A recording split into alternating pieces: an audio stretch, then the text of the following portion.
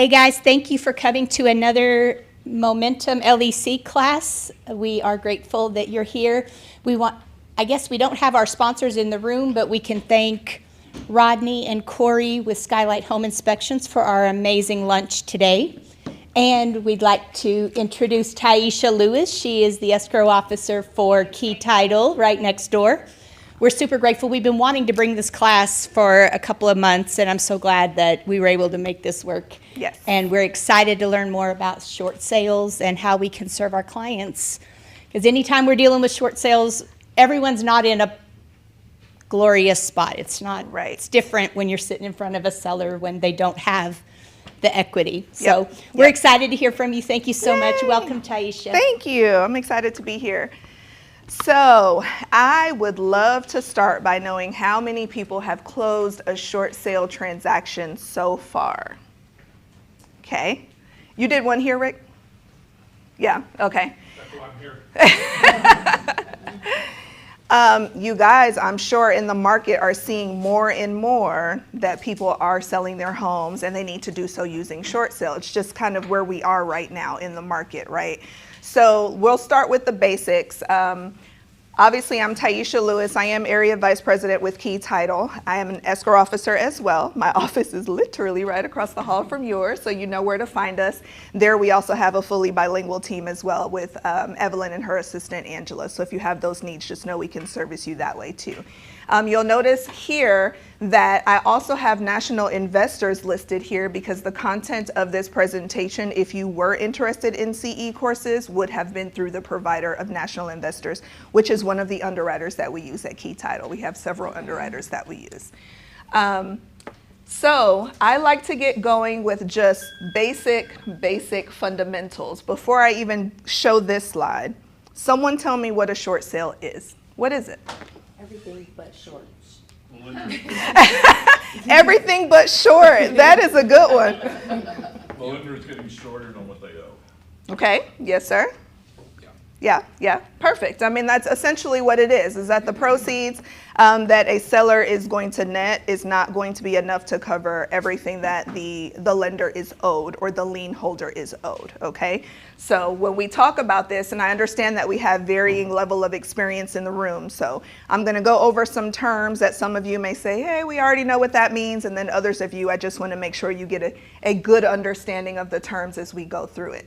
Feel free to stop and ask me questions. You guys said you didn't want CE, so what that means is this can be as interactive as you want it to be. I don't have to stick to this. I can answer questions. We can go through scenarios that you have. Renee and I have been working on a short sale transaction, so we could absolutely use that one as an example if we need to, and there are some others that I would love to share with you as well. As a realtor, and there's a portion of this that I will lay out the exact timeline and the expectations of you as a realtor. What you should know, the conversations that you should have before you even list the property, down to if you are representing a buyer, the conversations that you need to have with your client. As with anything, it's all about expectations. It's all about level setting. If you set the expectation up front, you will be surprised how many people are okay with the timeline and what's going to happen because they know what to expect. When we run into issues, when people are not happy with the transaction, it's because those transparent conversations did not happen up front. So the biggest thing you're going to hear me saying throughout the entire class is make sure you're communicating this with your realtor. As a realtor, do not feel like I wouldn't be okay with this, so they must not be okay with that. That's not necessarily the case, okay? So of course, understanding short sales. As you said, Mike, a short sale occurs when sale proceeds are insufficient to pay off the mortgage. That requires lender approval, okay? Does anyone not feel comfortable with the definition of a short sale? Because we're just gonna build from here, so don't be nervous if you don't feel comfortable, let us know, okay? So a short sale you can't just do. You absolutely need the lender to approve doing a short sale. Why do you think that is? Now, Mike, I'm gonna stop you from answering questions because you got all that. I'm kidding. So absolutely, the lender is the one that's not going to be receiving everything that is due to them. So if you owe me $500,000 and you're proposing that you're only gonna give me $400,000 of that, I should be able to say whether I'm okay with that or not, correct? So that's essentially why you need the lien holder to approve doing a short sale. So don't think that it's just something that you can just do without having the lien holder to approve it. The lien holder being the mortgage company who the seller is paying their mortgage to. Short sales involve longer timelines. You're going to hear me talk about that a lot. There are longer timelines. It is not your traditional 30-day close. It is not your traditional 45-day close even.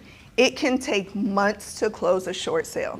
Again, if you set the expectations with your clients, they're okay with that.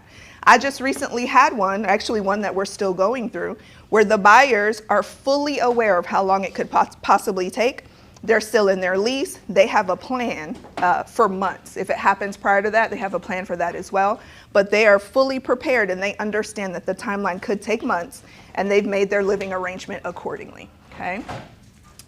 And then, of course, agents must clearly explain short sales and avoid promising guaranteed outcomes to manage client expectations. I'm going to talk about that quite a bit. So, give me some reasons why a homeowner may want to go the short sale route. Because y'all be cheating. You see, I have to take the answers. Avoid the foreclosure, help with their credit and their next steps, because obviously if this goes south, they have a hard time even getting into a rental, let alone buying another home. That's right. That's right. That's the biggest one. That's the biggest one, to avoid foreclosure, okay? Do short sales affect your credit? Yes. Yeah. So sometimes it's a misconception that it does not affect your credit. It does affect your credit. It just doesn't affect it as much as a foreclosure would affect it, right? So that is possibly the route that people want to take because they want to avoid the foreclosure route, and they understand that they're in a situation where they're technically, quote unquote, upside down. Hardships. Sometimes people feel as if they're judged for their financial hardships. When we communicate with our clients, we want to make sure that we're not judging them because of their situation, because we don't fully know their situation. Sometimes it could be medical. You don't know if they've been laid off, someone has passed away, what the situation is. But again, we just want to make sure when we're communicating with them, we're presenting them with all the facts so they know exactly how we're going to be moving forward. Sometimes it's not even due to anything that they've done wrong. Sometimes they haven't even missed a payment. But how many of you were in the industry a few years ago when people were offering crazy, outrageous prices for homes? Christine's the only one. Just kidding. You're the only one to raise your hand. But then what happened was the values then did what? They kind of declined a little bit, right? Which means that the amount that these people paid for the homes or the loans that they were receiving, now at this point, they're quote unquote, again, upside down. So it may simply be because of the market changes that they're in that boat, and not necessarily because they weren't paying their bills or they had financial hardship, okay? So again, let's be sensitive to that because we don't understand what has gotten them there per se. So I'm going to skip through those others because we've already talked through that. Now, we did talk a little bit about the difference between, oh, did you have a question? You just have the microphone. I think he went for his cake. Got it. So the difference between a short sale and a foreclosure, we already talked through that. So basically think of one as being voluntary action and the other is involuntary. It's just that simple. A short sale you can elect to do, of course with lender approval. A foreclosure, you're not really electing to do that, right? That's the bank essentially just taking that home from you in Texas through a non-judicial process. I got a question over here. Yes. It's on. Oh, okay. My question is, I know that lender approval is needed, but not necessarily how often, but are there cases that the seller's agent did not get lender approval, but they're offering it as a short sale? Yes. And I will say that is an uneducated agent. That's an agent that is not doing justice to their client or the transaction or the industry, to be quite honest with you. Well, how can you verify that it is approved by the lender? Great question. If I can table that, because we're going to get to it, but don't let me forget to, but we're going to touch on that. I don't know if you all heard her question. How can you verify that the lender approved the short sale? Okay, so we're going to get to that. We talked about the impact to the credit and the difference between short sale and foreclosures, and so that's what this talks about as well.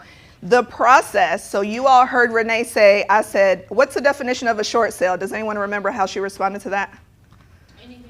Anything but short. Okay? Because it is a process, y'all. And there's all kinds of documentation that needs to be sent into the lender before the lender will even approve it, okay? So all of this is going to lend to exactly what you're asking. Now, I like to get to this part because you guys are like, yeah, that's cool. We know what a short sale is. What do we have to do? This is the part that's important for you. How do you handle it? Let's say you are talking to a client and you recognize that the short sale is the route that they need to go. How do we handle it? What do we do, right? So we're going to go over the overview of that. Biggest piece is the education. You should never be in a situation where it is a short sale and people do not know until you're at the contract phase, or even worse after that. I have had a transaction where that has happened. And again, it's because the listing agent was not informed, was not educated with short sales, okay? It should not ever get to the point where we already have an executed contract and then we're talking about short sale situations unless something has changed, okay? Another big reason for that is you all know that TREC has an addendum for short sales, right? So if you are doing a short sale transaction, what should be attached to your contract? The short sale addendum. It should not be a surprise to any of the parties because that addendum should be signed by buyer and seller, okay? And we'll talk a little bit more about why that's important as well. Oh, wait. Okay. When you are even at your listing appointment, when you are talking to your sellers up front, tell me some things that you're asking of your seller as it pertains to their current mortgage. Yes, sir. A, how many payments are they behind? Because most of the time it's going to be somewhere, I don't think that, be somewhere down YouTube that does. highway. You're also going to, well, see what they are in their financial state, because I'm probably jumping ahead, but That's okay. if they have 100,000 in a retirement account, the lender is not going to do a short sale. So they need to be in a financial position where they are not, they got to get rid of it. They're in financial hardship, would be the better way to That's state it. it. Yep. Not sitting on money, just wanting the bank to take care of it. Right. Yep. That's exactly right. So one of the pieces is proving your financial hardship. You cannot just tell a bank, I don't want to pay it anymore.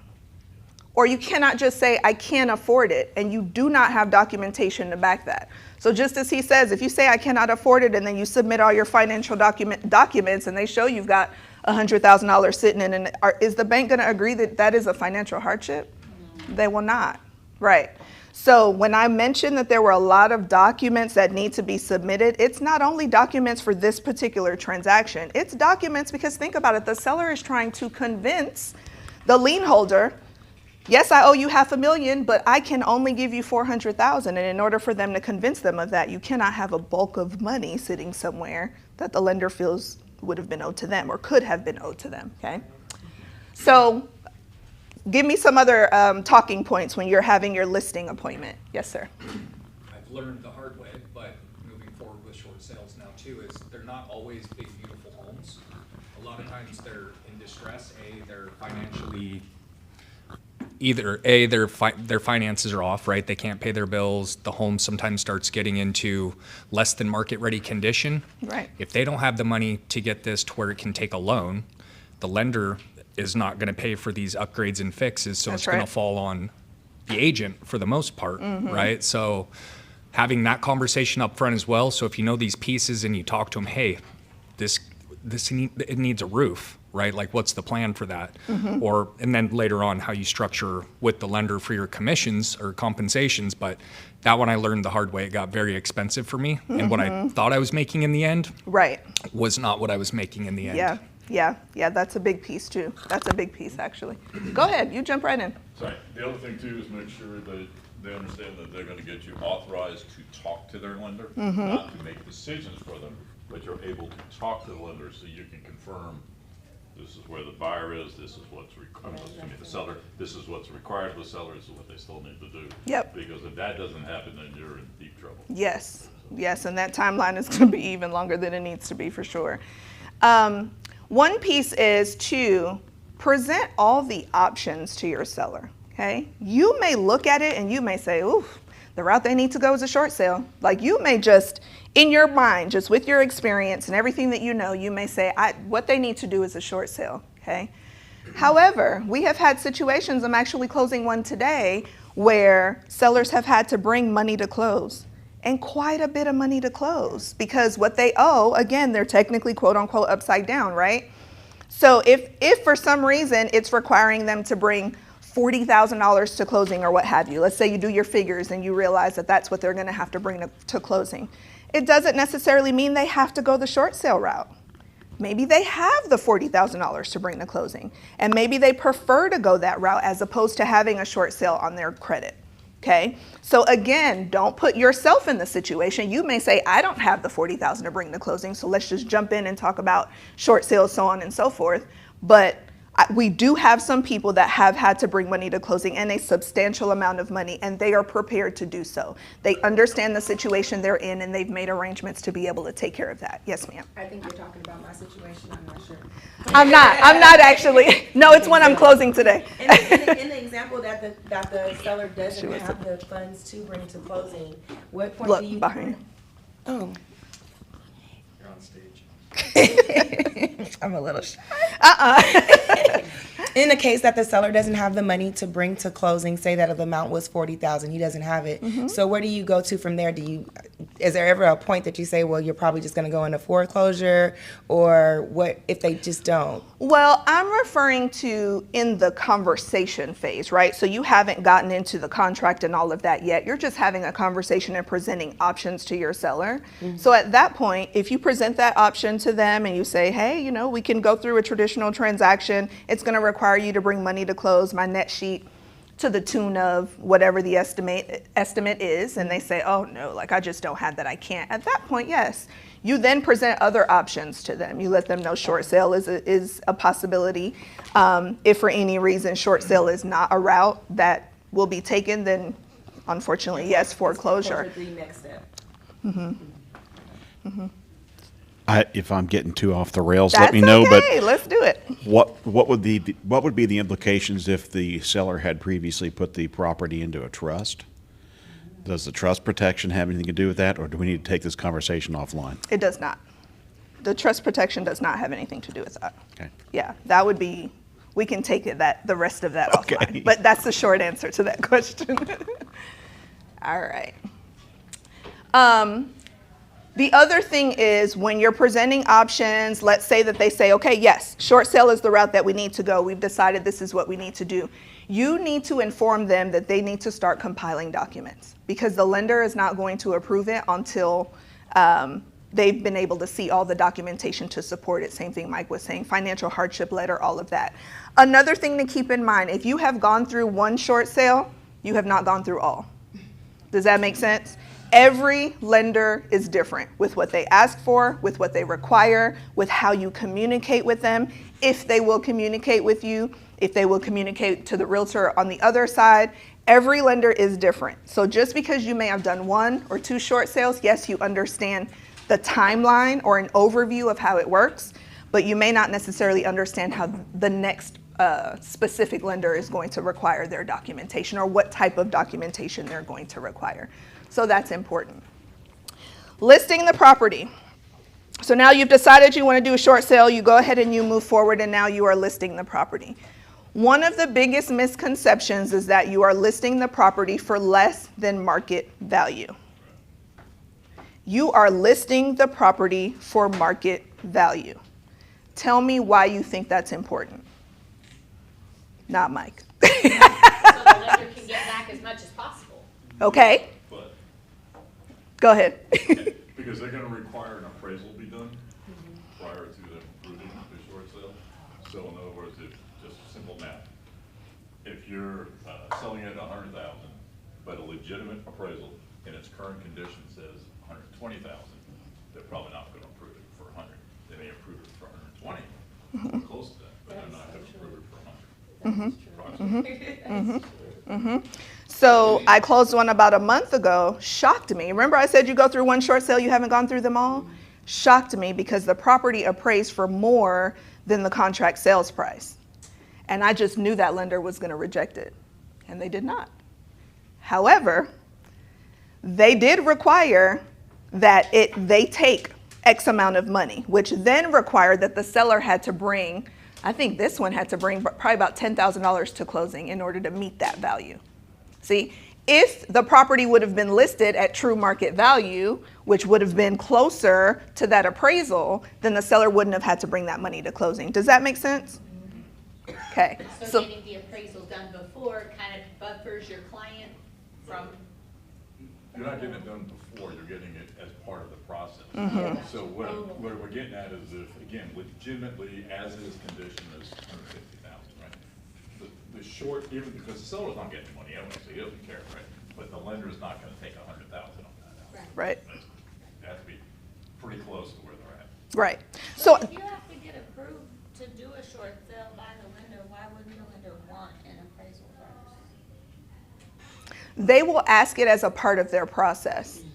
So let me back up, because I think what I didn't say that might help that is you don't get the lender's approval prior to having your contract executed. I did not make that clear. I'll say it again. You do not get the lender's approval prior to executing your contract, okay? The reason why, I was going to ask you why you think that is, but the reason why is because in order to approve the short sale, the lender's going to want to see your contract, okay? They're going to want to see an estimated settlement statement from the title company. So the title company is also someone that you need to include in this pretty early, okay? Renee gave me a call, hey, listen, this is what I'm dealing with. And I understand that when I send the package over to the lender, it needs to include a settlement statement. Now at the title company, we're on alert. So the minute we get that contract with those terms, we're putting out a settlement statement same day, an estimated settlement statement, because we know you can't get the approval without it. Does that make sense? On that settlement statement, this is how you know you're working with the title company that knows what they're doing with the short sale. I'm exposing my industry a little bit. On that settlement statement that you receive, cash to close to the seller should be 0. Because it's going to the lender. If you get that settlement statement from the title company and it says your seller's receiving $200,000, kick it back. Do not even send it to the lender. Because what that's going to do is add time to your approval process. Because if you send that to the lender, they're going to come back and say, what? We don't want to see a settlement statement where the seller's getting money back. You're asking us to cut what we're going to collect. So what the title company is supposed to do is whatever that bottom line is, let's say that it says that the seller's to receive $250,000, they're supposed to make that the payoff, the mortgage payoff. We're essentially telling the lender, everything they're gonna make, we're sending to you. Does that make sense? Because they're not gonna allow the seller to walk away with money and they're being shorted, right? It just makes sense, okay? So to save on the process, if you receive the settlement statement from your title company for you to put in the package with the sales contract, financial hardship letter, all of that, to send to your lender, and it has a cash amount being sent to the seller, you're gonna do what? Return it and ask them, can you please zero out the bottom line? Because I guarantee you, you'll send it to the lender will come back 7 to 10 days later and say, get another one. And what have you just done to your approval process? You've lengthened it unnecessarily, okay? So keep that in mind. So yes, you need a contract first before you try to get the approval from the lender, okay? It doesn't hurt to have initial conversations with the mortgage company. It doesn't hurt to reach out, let them know this is what you're going to be doing, establish that contact. Of course, just like Mike said, you need the authorization of the seller to be able to have conversations with them. You may even have the seller on three-way with them, what have you. Because they may give you a little tidbit of information about what they're looking for too before you start putting these things together, so you already have in your mind, okay, let me make sure when I send this to them that it looks like this, okay? Depends on the lender. Some of them will communicate that with you, some of them will not. Yes, ma'am. Okay. I guess I need to make it a real plain scenario that I've seen. So on a listing, the agent had it listed as a short sale. Mm-hmm. Okay. So that just means that that listing agent has had a conversation with the seller of their financial needs, and they decided that they might need to go down the path of a short sale. That's it, yes, ma'am. Okay. So, but at that time, their lender has not approved them to do a short sale. Yes, ma'am. So from a buyer's agent's perspective, I just need to educate my client that they want to do a short sale, but they still have to go through lender approval to make sure that they can get the short, so it's a longer process, a lender has to approve it, blah, blah, blah. So the addendum you mentioned earlier won't happen until after the lender has approved the short sale. No, ma'am. Okay. Everything you said was perfect until you got to that point. Okay. Okay. When you all are executing the contract, because now as a buyer's agent, you know it's a short sale, you're also completing the short sale addendum. Okay. But when we execute the contract, it still hasn't been approved by the lender. That's okay. But we know that they want to pursue a short sale, so then we have the addendum signed. That's right. Okay. Yep. Even though you don't know, and I don't know if you all heard her question, but even though you don't know if the lender is approving the short sale, you still have the addendum done, completed, and executed when you have the contract executed. And the reason for that is because TREC has made provisions in this addendum that will protect both parties. So let's say that you enter into this contract, you did not do this, okay? And for some reason, the lender either rejects it or what have you, and now the seller's unable to sell. There's no protection for that seller to be able to exit this contract, or the buyer to be able to exit the contract if you only did the contract and no addendum. This addendum provides those protections. So it will say if for any reason the lender rejects it, that the buyer is then due their earnest money back, okay? It will say that if the lender approves it, then the executed date on the contract has changed to the date that the lender approved it. Make sense? So that certain things within the contract that need to happen based on the executed date will happen based on the new executed date. Yes? So, you said, Mike? No, so it's kind of like the backup contract form. That's right. Exactly. So you want to make sure that this is included, okay? It also makes you look credible. If y'all have ever sat in my class before, I'm all about you guys looking good as realtors. It also makes you look credible as a realtor. You've seen that in MLS. You submit your offer. This is already a part of it, okay? Because they're like, okay, she understands. I'm talking to someone that understands what we need to go through. And it seems simple, but think about the simple things that you get communication-wise from the realtors on the other side that make you think, okay, I think this realtor might have it. They might know what's going on. Make you feel more comfortable with the transaction and potentially accepting the offer too, right? So submitting the package, we talked about that timeline. You guys feel comfortable with what you're doing. You're having those conversations, you're presenting your options, you've decided you want to go short sale, you're listing for market value, okay? That's a big piece, don't forget that, because sometimes people think it needs to be less than market value. Don't do that, because you don't want the lender to reject it because of that. So after that, you've gotten it accepted, contract has been accepted, immediately jump on getting the approval. Remember I mentioned if you're working with the title company, you want to try to get that settlement statement same day, because you want to compile everything that you possibly can and get it over to the lender so that you can close quickly. These short sales can possibly take months, depending on the lender that you're working with. And when I say that, I don't say that lightly. I don't want you to think, yeah, they could take months, but mine will take 30 days. Or the lender's been communicating with me pretty good, the mortgage company's been communicating pretty good, so I think it'll be 30 days. I have absolutely never seen a short sale close in 30 days. Has anyone in the room seen a short sale close in 30 days? Has anyone in the room seen a short sale close in 45? They just don't. So, it's been a minute? You have seen one close in 45? I mean, it's been a while since we've been doing it. Oh, okay. If they come back with an approved price because of a previous transaction, right? So if we go out and write an offer today, and I don't want to get off track. That's okay. If we go out and write an offer today, we say 500,000, short sale, or lender comes back and says we're not taking less than 520, buyer leaves. But now they have this number that was approved from the lender. They actually know that number now, and they come back to market. Someone comes in at 520. It should move much faster. Yes. Yeah. But you're essentially resubmitting, right? Because you have a new contract. So you're resending those things in, but you're absolutely right. It should move faster. So with it moving faster in that case, do you have to do a new title, a new form from title? Yes, that's what I'm saying. So you're resubmitting the approval package. Okay. It's just that you're kind of cutting out either whatever time it would have taken your seller to compile that information because you already have it. And if your particular lender has given you a point of contact, then it may be faster because now you can just go directly to that point of contact as opposed to starting that process completely over. But you are resubmitting a package because you have to resubmit the new contract. You have to resubmit the new settlement statement with your new buyer's information, new sales price, so on and so forth. In going further, how do I say this? When the offer comes in, so say that they're offering sales price, market price, but then they have concessions in it. So does that take away from it, or is that something that will have to get approved?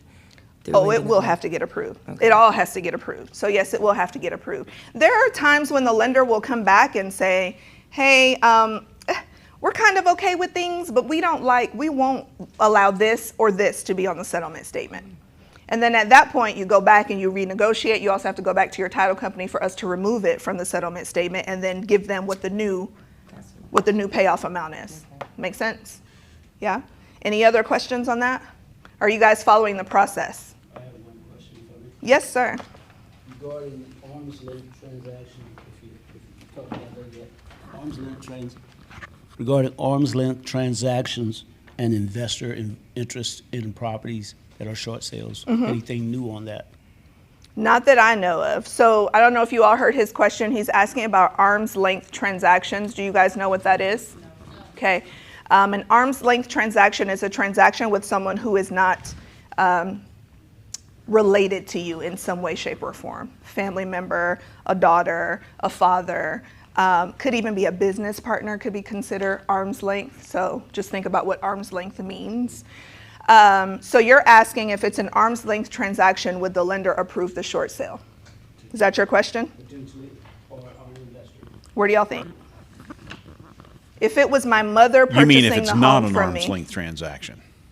No, if it's an arm's length, if it is an arm's length transaction, would the lender approve the short sale? Is that your question? Yeah, in other words, to be aware of it, first of all, that on any short sale, a lender is looking at your relationship to the buyer. Correct. Okay. Yes. I don't know if that's been extended beyond blood, what have you. I know there has to be a clear cut relationship that doesn't look. Degrees of separation. It has to be non-arm's length. Correct. So he basically gave the answer. So they're not going to approve an arm's length transaction. I mean, I would think for obvious reasons, right? Can you guys follow that? So yes, they're not going to approve that. And then you're asking for investors. Sometimes investors think that they're going to get a good deal if it's a short sale. That's right. Yes, that's a good point. That's a good point. He said sometimes investors think they're going to get a good deal because it's a short sale. Tell me your thoughts on that before I tell you mine. They're the last people that are going to get a good deal. Yeah. Where do y'all think? Is a short sale a good deal? No. Why? Because you have to pay full value. Boom. That's it. Again, that goes hand in hand with the misconception that they're being sold for less than market value. They're not. It's being sold for market value. Okay? So that's it. Exactly. You're not getting a deal. You're not getting a discount. They're not giving you anything more than they would have given another person in a regular transaction, if that makes sense. So why would a buyer want to do a short sale? It seems like there's no upside for them. They want the property. But it's gonna take longer, and then they might not even get like concessions because of what the seller owes. Not everybody needs concessions. Not everybody needs concessions to rent. Right. You're referring to concessions being closing costs. Not everybody needs closing costs. And if it's a home that they really want and they're educated on it, like I say, I've seen buyers that are like, we're good. I've had a buyer tell me, hey, as long as it's 6 months, within 6 months, we're okay. Okay, if we're pushing 5 months, like, okay, now we're gonna have to do a couple of other things, but we're good for 6 months. We understand the situation and we're good. So there are some buyers that they're okay, or there are some buyers it works for their situation. We just so happen to started looking now, but our lease doesn't expire for 6 months. It works for their situation. It also may eliminate competition from the buyer's perspective. In other words, you have somebody who wants to be in a house now, there's no guarantee what's gonna happen, but let's say it's in the elementary school that they've always wanted to be in attendance on, right? So they say, you know what, there's probably gonna be less people after this house because they don't wanna have to wait. So they made that big. And keep in mind too, the price, it's reflective of its current condition too, and you can prove it. So in other words, if you can go in and you get, same example we're talking about earlier, say it's 500,000, but it needs legitimate $25,000 of stuff. You know, and so that's really $475, and you come in and say, we've got these estimates, blah, blah, blah, blah, pictures, et cetera, then you have a whole lot better chance of doing that. And it could be your buyer is gonna do a little sweat equity, meaning he can go in and take care of, you know, doing it himself. So I mean, Yeah, Mike's definitely on point with that, which what I ran into. And they also, they being the lender, expressed to us what their percentage of market value was that they're willing to accept when Okay. I did mine. So That's theirs was good. like 85%. So we know that, say 500,000 is market value, but again, to Mike's point, ours had a lot of issues, and Right. I was able to meet the appraiser out there and say, just so you know, here's what you don't see under the house, et cetera. Yeah.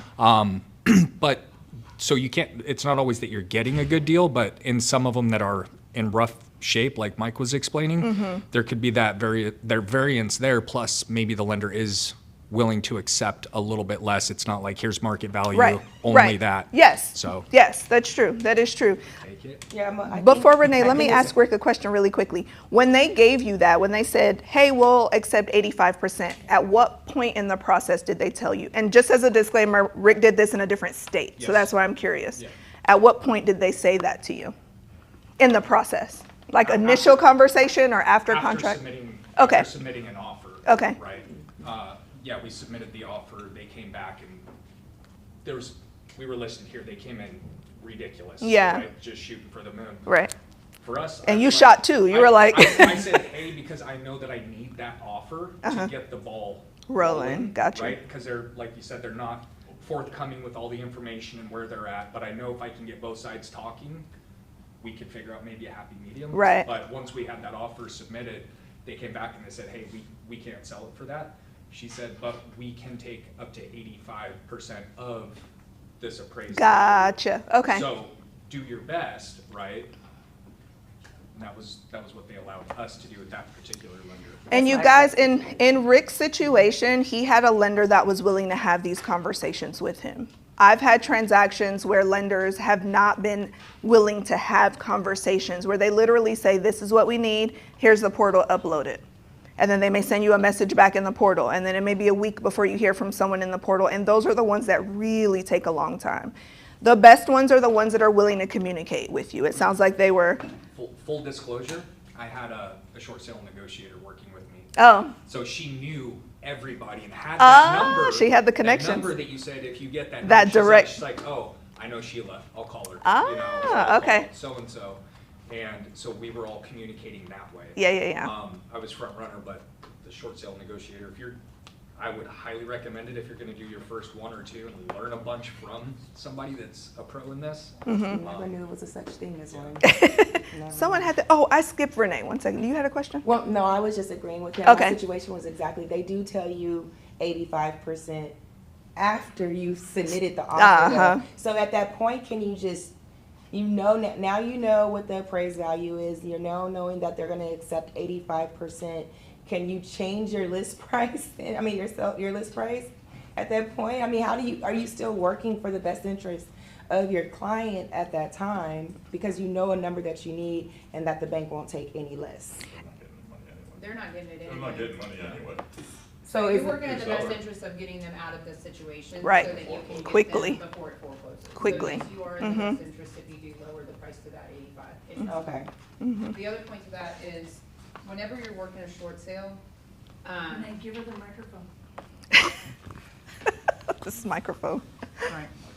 whenever you're working a short sale, if you don't have a coordinator, or you can't find one, whatever, making every phone call on a daily basis, working with them like hand in hand is key. If you think that you're going to be able to, you submit the offer and then you'll wait 2 weeks to call them back, they're not going to talk to you. So being able to get that 85% or being able to get any kind of insight on how to move this along to the closing table takes persistence on our part as agents communicating with the bank. And if you are not willing to do that, then short sales are not your cup of tea. You have to be on the calls. You have to communicate. You have to jump through every hoop and everything else. Yeah. If not, it will not get to fruition. Yep. At all. Yep. That's true.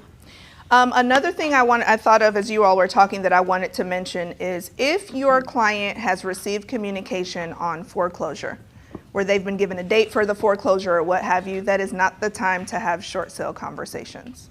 If you contact the lender, there's been a date already set for a foreclosure, and you contact the lender to try to negotiate a short sale, I've yet to see one say yes. There was already a date for the They foreclosure? already had the foreclosure in process, and then when I told them that. They had the date set for the not the day, foreclosure? but the date was coming that day. Yeah. If they have the date set, Uh-huh.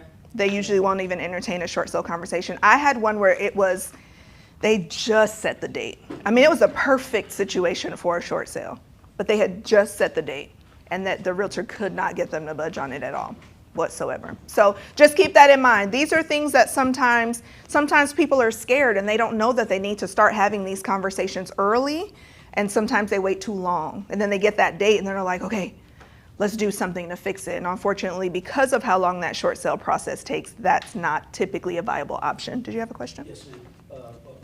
Two reminders at least. We're talking about the sellers, but let's not forget the buyers, because some of them forget that they can't buy into the house until it's actually theirs. I have one client who actually said, the grass is too high and the seller is not cutting the grass. You can't cut the grass. Oh, they tried to cut the grass. Well, no, they cut the grass. Oh, Again, we had the buyers. Oh. Cut the grass, and we're not talking about a small lot. oh, Okay, a lot. they were trying to protect their future investment. Against my direction. Yeah. The other one was the buyer who was not going to use the house as a residence, Uh-huh. but they were going to use it as a halfway house or nursing home or something like that for people who are sick. Okay, uh-huh. They had not gone and gotten or did their due diligence. Wasn't my client, it was the buyer agent. They didn't do their due diligence during their 10-day period that they had to find out what they could do. Mm-hmm. So come close, they just finding out they can't use the house as a nursery. Okay, and they didn't want to close. Oh, after getting That's it approved, ugly. short sale was approved and everything? Yes. Wow. And how long they had to do it? I mean, goodness. They could have Yeah. done it, but anyway. So those are the kind of things that you deal with buyers as well. So it's not always the seller. Wow. Just be aware. Yeah. The things we see in real estate. The things we see. So this just talks about deadlines, amended effective date. I mentioned before this short sale. Oh, I do have a copy of this addendum for each of you if you just want to actually read. Sometimes we don't read through the TREC documents, right? Not any of you in the room. Not Keller Williams agents. I'm talking about the agents you're working with on the other side of the transaction. But if you actually read through, I tell people all the time, these TREC addendums, as much as sometimes they feel like they could be a pain, TREC has put a lot of thought into putting these together on how they can protect both buyer and seller. Under what circumstances the buyer is due their earnest money back is referenced in here as well. Also, the date. Your buyer, so you asked a question earlier about, it really doesn't sound like it's a good situation for a buyer. Why would a buyer want to get involved with this? The buyer has a protection on this short sale addendum where they can put the date, where if the approval has not been received by this particular date, you know what, don't worry about it, we want to walk, okay? So it's not like they're tied to this indefinitely. They can say, we feel comfortable with 3 months, let's say, and they can put that date in here. Do you have a minimum that you would recommend for that date? Who said that? I would say minimum 3. Oh, okay, I was thinking 3. I was like, where'd that come from? I read your mind. Bartender spot, I was like, Minimum, I would say 3 months. Yep. So again, level set, just set the expectation. And this is going to help you set it, because if they're signing this document, the buyer can't come back and say, why is it taking longer than 30 days? Well, remember, we had the conversations, right? And you agreed to this term in this addendum. So very, very important for you to use the addendum. So if they try to circumvent that, they don't get their earnest money back?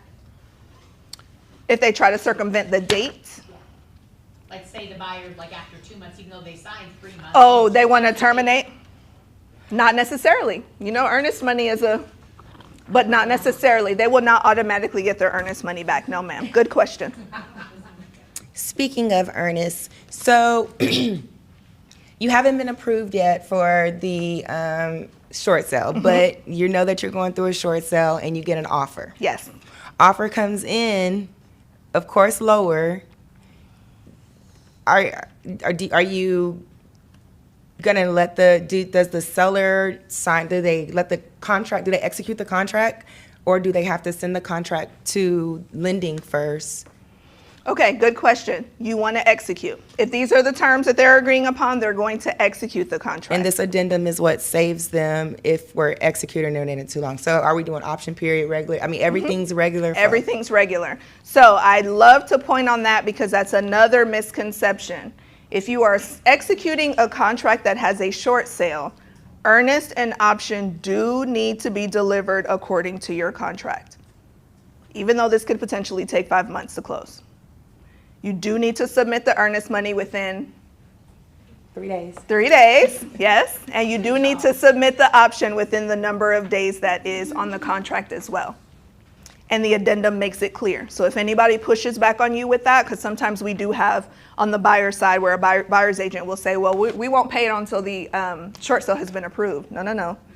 The addendum doesn't say that. The addendum says that earnest and option needs to be remitted according to the terms of the contract. Now, what the addendum does say is that you don't have to be held to certain terms in the contract based on the executed date apart from earnest and option. So let me give you an example. I'll come to you, Carrie, in a second. Let's say that the contract says within 5 days a new survey will be ordered.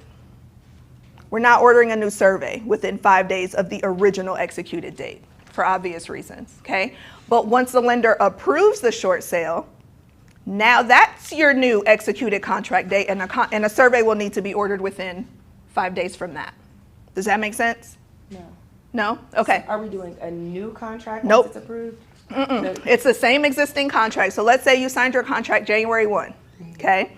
Within those 3 days, so by January 3rd, you had earnest money submitted and option money has been sent over to your client, or to the seller, excuse me.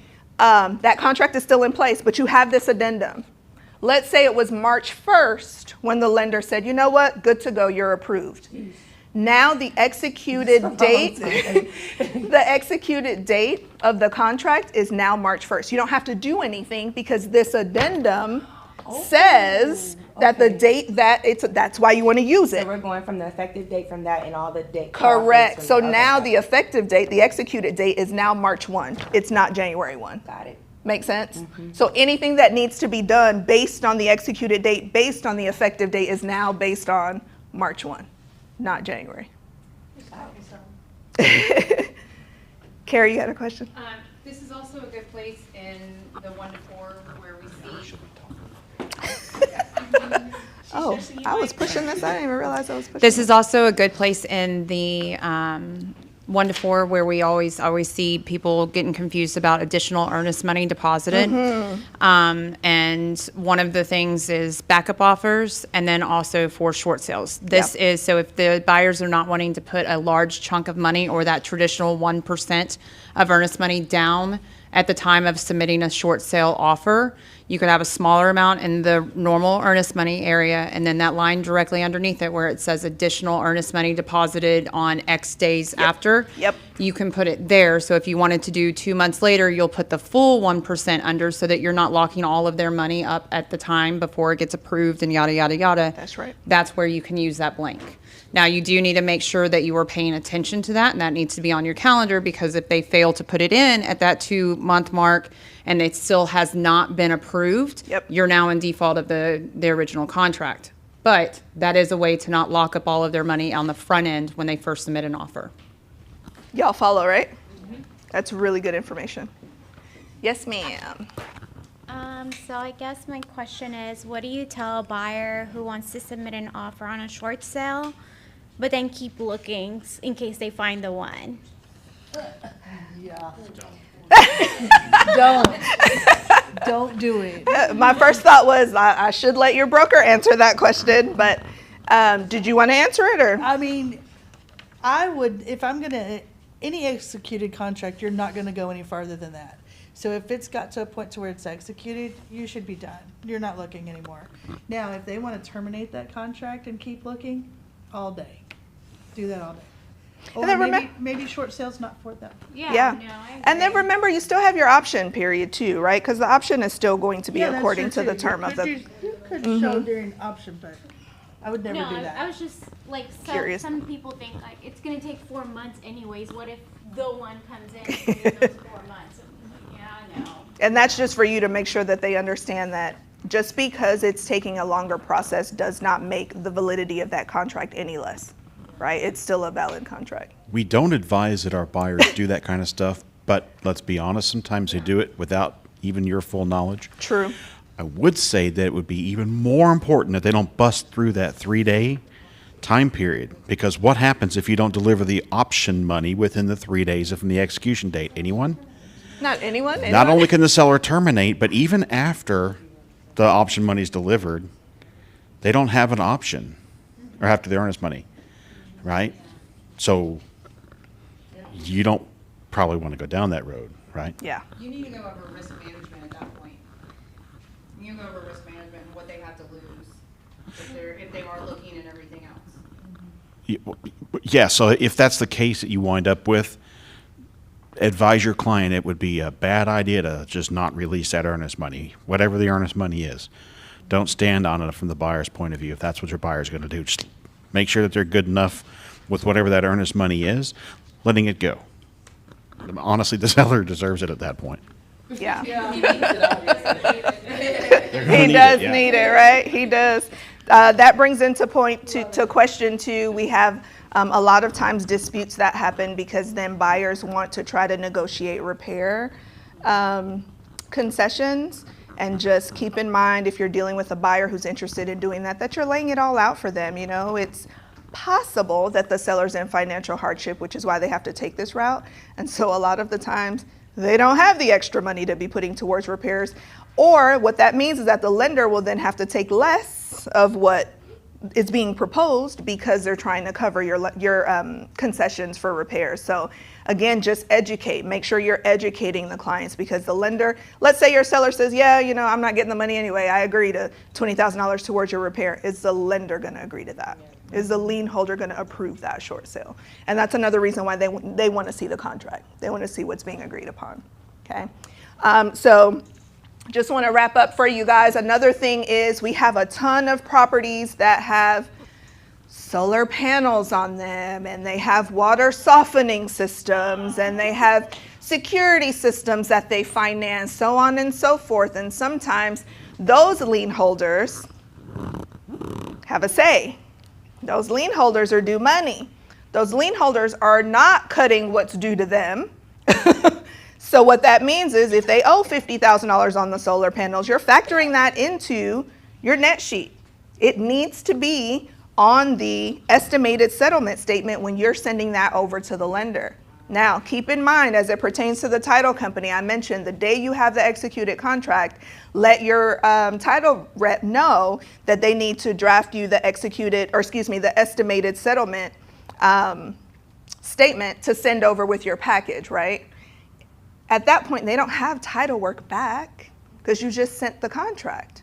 So if you know that there's a solar panel system, if you know that there's a water softening system, if you know that there are additional liens on this property that are going to need to be taken care of, let them know.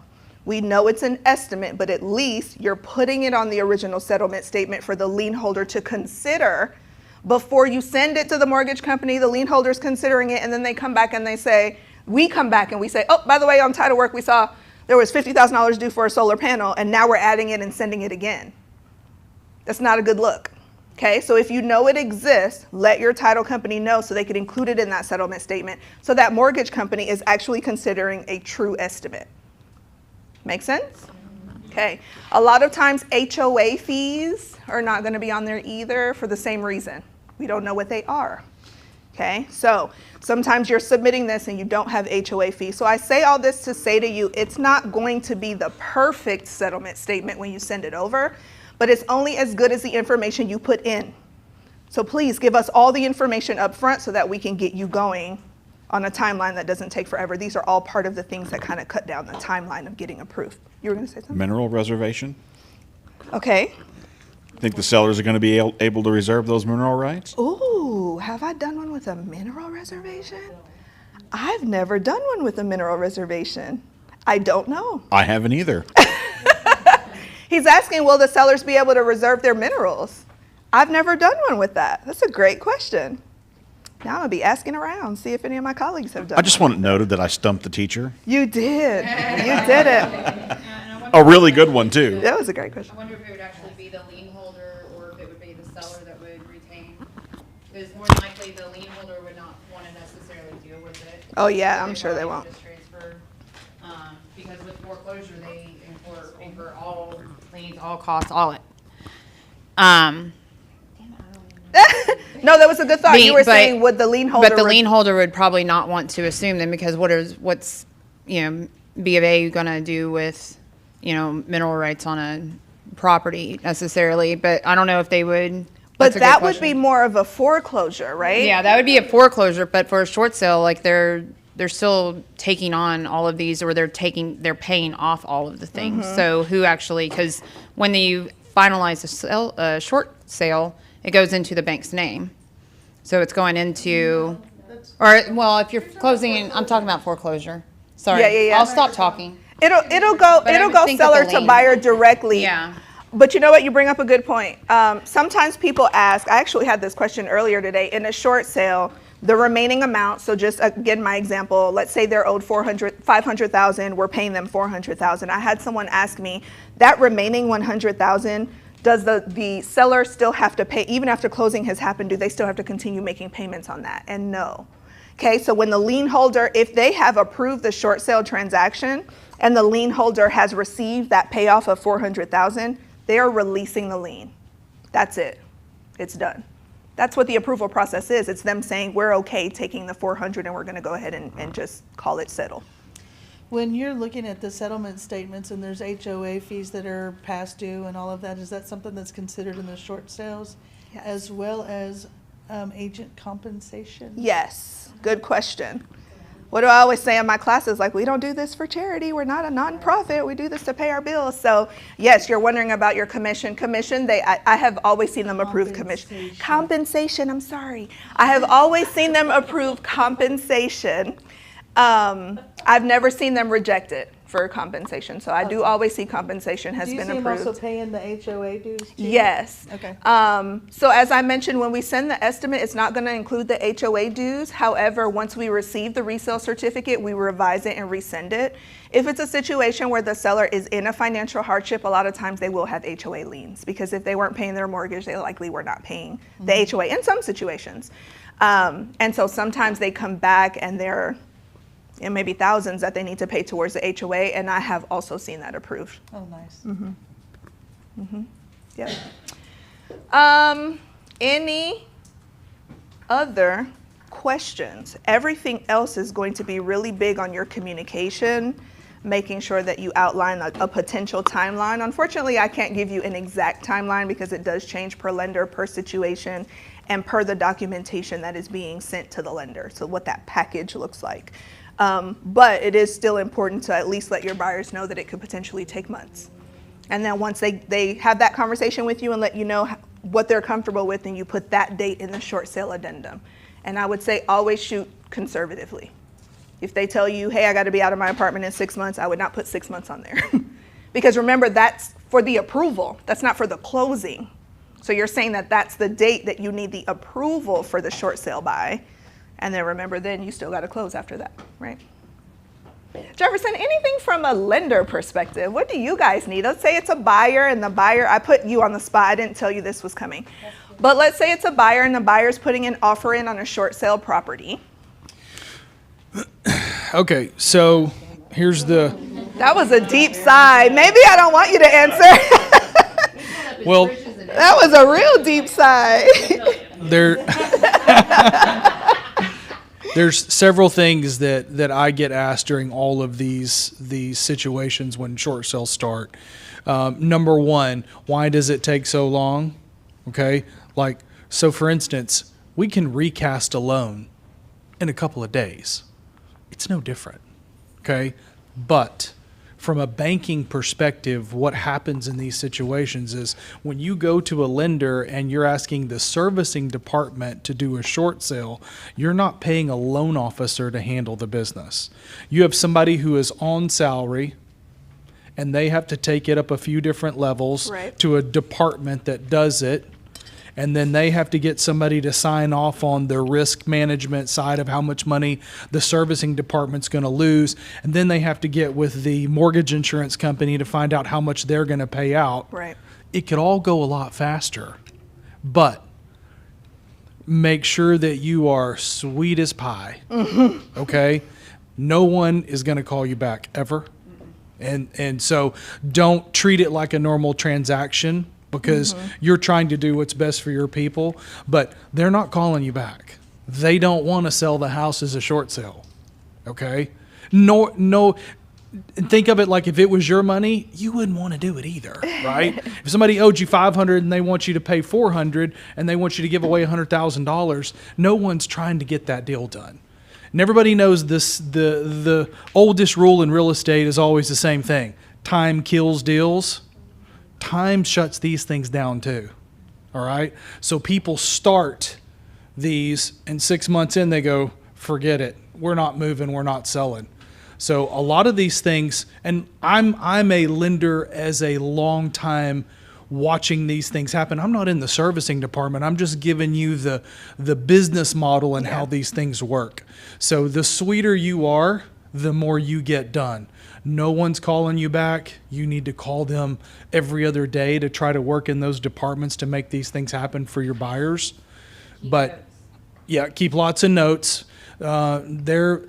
The people that get paid to execute this on the servicing side, they get nothing in return. Yeah. They don't care if your deal doesn't close. Okay? You and I make money when deals close. That's how we feed our kids. Right. They're on salary. Yeah. Okay? So all of those things, yes, ma'am. No, I was going to say, I would say the same thing. This is not that class, but I would say the same thing for loan assumptions. That's my asterisk on the bottom. Same Everything exact he's saying, situation. It applies for loan assumption Yeah. deals too. No one's getting paid in the servicing department to get that deal done. Only you are. So no one's trying to get it done. So what if I'm a buyer? Yeah. You are my loan officer. Okay. Okay. And this is a transaction that could potentially take 4 months. What do you tell me as a buyer? Is there anything that I need to do differently in terms of documentation or to be prepared to be approved for the loan from you to purchase this short sale? Is there No. anything different? Nothing different at all. Okay. Yeah. And Still don't buy that car. Don't go get a BMW. Yeah, everything's the don't- same. I mean, your finances are basically locked down in a very conservative thought process until this deal's done. If you're Right. seriously thinking you're going to hold on to this for the next 4 to 6 months or 3 months as you go through the process, Right. you know. We're going to continue seeing a lot more of these, y'all. Yeah. We are. I mean, it's an influx of it. I can't tell you on a weekly basis how many phone calls I'm getting from people working short sales, considering short sales, realtors that haven't done a short sale, and we're getting more and more and more of them. To you, so the lending expires if pre-approval, how long do they have typically on pre-approval? Uh-oh. She was trying to be fast. She was trying to be swift. Fast. Pre-approvals are your credit's good for 120 days. Okay, and no one really has to repull credit at the 120-day mark. You know, we just put a new date on it and send it back out. You know, it just depends on somebody's credit. Hey, I missed, you know, because we might call them and say, hey, is everything paid on time? You good? They go, yeah, everything's fine. Or they say, well, you know, I kind of missed this one payment on the car. Boom, we definitely need to repull credit. Okay, so the time frame, time kills deals. Okay, so you need to look at it in a sense, but it really depends on the buyer and their credit profile and the basics. Your loan officer should give you the idea, hey, they got a 780 FICO. No one cares about what's going to happen on their credit. I mean, you know, they're 55 years old and they have perfect credit and they got money in the bank. You know what I'm saying? Remember, when you're taking your sellers through this process, the servicer has their whole loan when they bought that home. If they had $500,000 in their 401, you can guarantee that that deal's getting slow rolled until somebody figures out if they still got money. Okay? No one wants to approve something that a seller can come to the table with. Yeah, they're leaving No one money on wants to the just table. give away money, Yeah, right? that's good. Thank you, Jefferson, because I definitely put you on the spot. So No, it's all right. I appreciate it. I knew you were capable. I just have One quick question. Oh. When you're working with that seller, would it be a good idea to possibly try to work with your buyer to push their loan through the same company that might be servicing the loan that also has a front end on the mortgage company? There's Does no that real help or anything? There's no real advantage. There's no loan officer to do that from that perspective. So it would actually put your buyer in a disadvantage. Because it's no different than going back to the loan assumption, like, what Taisha's saying. Getting a loan assumption is just as poorly executed as a short sale, and sometimes even poorer, because they don't get paid to do it. It's just that simple. They have no incentive to execute on anything. I was just checking because maybe that salesperson may say, hey. No, it's a great question. It's a good question. Yeah. Yeah, But unfortunately, they're in two different departments, clear across the other side of the country from one another a lot of times, so they're not there. And most of the ones that are in this situation, their loans have already been sold to a big box place at some point whenever they were trying to refi or do something. And so you've got these big companies that are doing this, and their departments are huge. My other point to that is I had one years ago, Jefferson, that I had a new lender that it was a friend of a friend that we have to go with that guy. And they ended up locking them right after the executed contract. And then, Good point. and then they had to, for those of y'all that don't know, once the lock expires, so the lock lasts for 30 days. typically. So it's a 30-day lock on their rates. So once they have an executed contract, after they get it, then they approve it, the lender does, and the lender will then lock their rate in, okay? And so sometimes 30 days. So once they lock the rate in, that's why close dates are really important. So if we close a date and have a close date on a contract, you don't want to go past that really, because the lender has locked that rate, and if you go too far past that, it costs money to extend that rate, the lock on that rate. So we had a lender that actually locked the rate not long after the executed contract, and I didn't realize it. Well, we went 90 days, and without telling me, they had extended it twice, I believe, at that point, and it was, I mean, we were in almost $1,000 by that point, because about 10 years ago. So if you are working, my point to this is that if you are working on short sale, whether it be the buyer side or the seller side, make sure that you actually do have people that know what the heck they're talking about. You have a good lender, you have somebody that knows what's going on, and you have a good title office, you know what's going on. Don't just get their friend that is a lender to help them with this, because if they mess up something small, it has to start the whole system all the way back over again. costly, yeah. Is there a question on that, Sarah? And cost them thousands. Let me add a dollar amount thought process to that. Right now, a 7-day lock extension's running about 0.25%. So, and until you unlock something for 30 days, you'd have to cancel the lock, let it sit for 30 days. Wow. Then it goes back to market pricing. But if anything kicks back in that 30-day window of where after you cancel that lock, then you have to pay the difference again. So, yeah, what her point is, I didn't even think about that, but it is huge. I mean, that's just standard for our business. You never lock a short sale until somebody says, okay, it's closing in a couple of weeks. Right. Otherwise, you're gambling your buyers a lot of their money. Yeah. It's a big deal. Yeah, good point. So, just to go over a couple of takeaways. If you're dealing with a contract and it's a short sale transaction, you want to make sure you also are attaching the short sale addendum. Yes. So then you have the executed contract. Do you need to submit your approval to the lender before or after the executed contract? After, because remember that needs to be included in the package that you send over to them. Your title company, you have requirements of them pretty early. What do you need from them? Really early. Settlement statement, net sheet, yes, yep.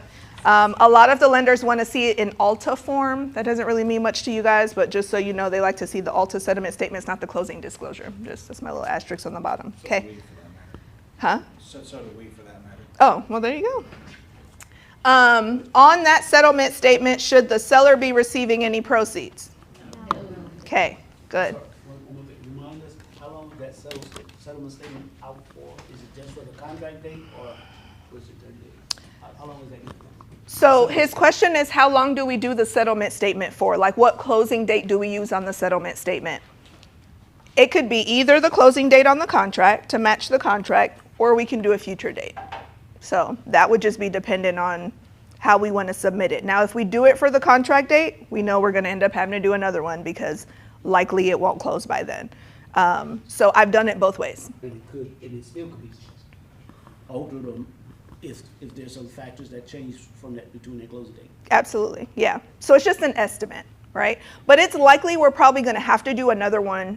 Again, remember, if there's HOA, we're going to have to do that. So we likely would have to update some things, but we do want to try to get it as close as possible so that the lien holder knows what they're working with, what's being proposed. Okay? Okay, awesome. If you are working with a seller and you're listing a short sale, are you putting that in MLS?